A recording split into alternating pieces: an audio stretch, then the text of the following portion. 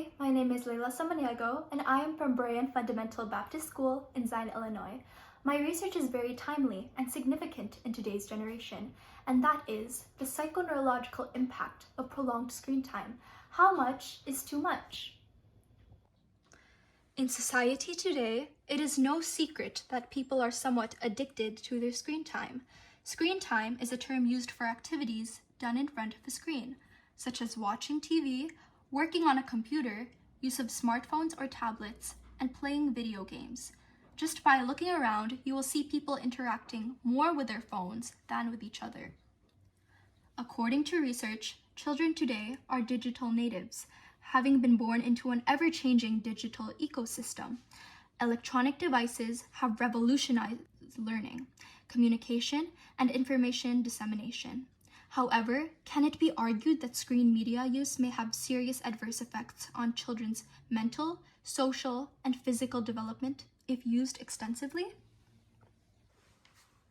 The purpose of my research is to delve into the profound effects of excessive screen time on youth, cognitive, language, and socio-emotional development, while exploring the strategies that parents and schools can undertake to effectively manage screen time in young individuals.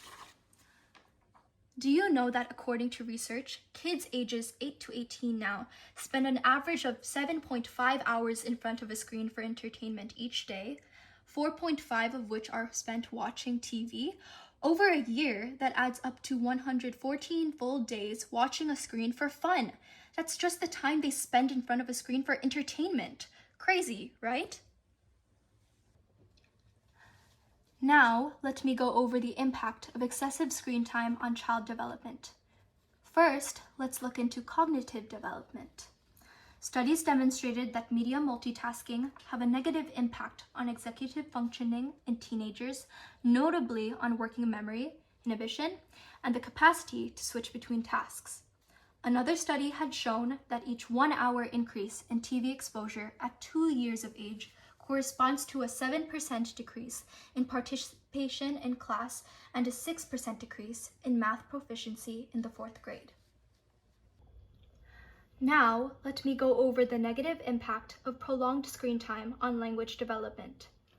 There is a growing concern that screen time diminishes the quantity and quality of interactions between children and their parents, resulting in fewer chances for the children to practice and develop their language abilities. Studies have shown that increasing the amount of screen time at an early age has negative impacts on language development. The characteristics of videos, their content, and co-viewing also play a role in influencing language development. Another study has shown that compared to children who view screens for less than 1 hour per day, those who engage in 2 or more hours per day are more likely to experience behavioral problems and have poorer vocabulary acquisition. Lastly, let me go over the impact of excessive screen time on social and emotional development. Research has shown that increased TV exposure between 6 and 18 months of age was associated with emotional reactivity, aggression, and externalizing behaviors.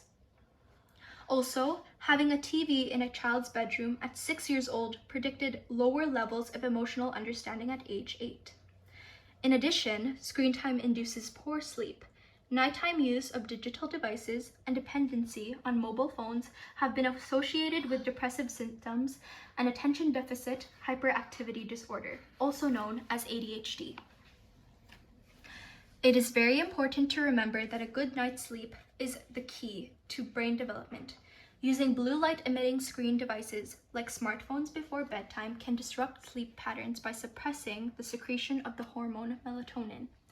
In addition, screens on computers and phones emit a slow wave, blue light, which can also interfere with the circadian rhythms that regulate sleep. So, how can parents and schools help manage excessive screen time amongst teenagers? Evidence shows that parents' awareness raising and other straightforward actions may significantly lower children's screen time. The use of an electronic monitoring device to restrict screen time is also said to be helpful. Parental controls present in the form of extra settings and password safeguards for different technical devices may offer a viable answer to parenting challenges around children's screen time.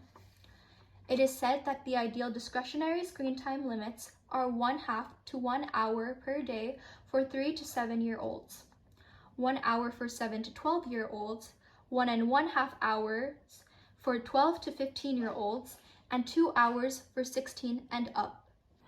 Parents are reminded to keep bedtime, mealtime, and family time screen-free. Balancing online and offline time is extremely important. My conclusions are the following. The review of the literature shows that screen media usage in children can have both positive and negative impacts on their development. Regarding cognitive development, screens have the potential to enhance education and learning. However, studies have shown that excessive screen time and media multitasking can negatively affect executive functioning, sensory motor development, and academic outcomes. In addition, early screen exposure has been associated with lower cognitive abilities and academic performance in later years. Language development is also affected by screen time as it diminishes the quantity and quality of interactions between children and caregivers. Contextual factors such as co-viewing and appropriateness of content play a role in determining the impact on language development.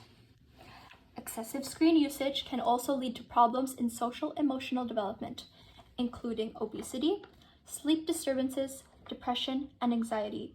It can impair emotional comprehension, promote aggressive behavior, and hinder social and emotional competence. Parents play a crucial role in managing and reducing screen time by raising awareness, setting boundaries, and providing behavioral controls. Parents should also set an example by managing their own screen time.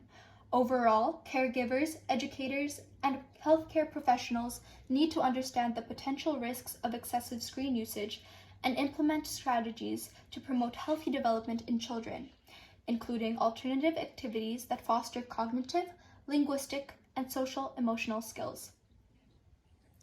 Lastly, screen usage inhibits us from growing our Christian faith. It gives us less time for Bible reading and prayer.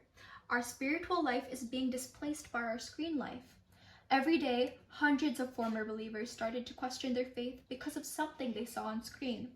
They thought the gospel was outdated.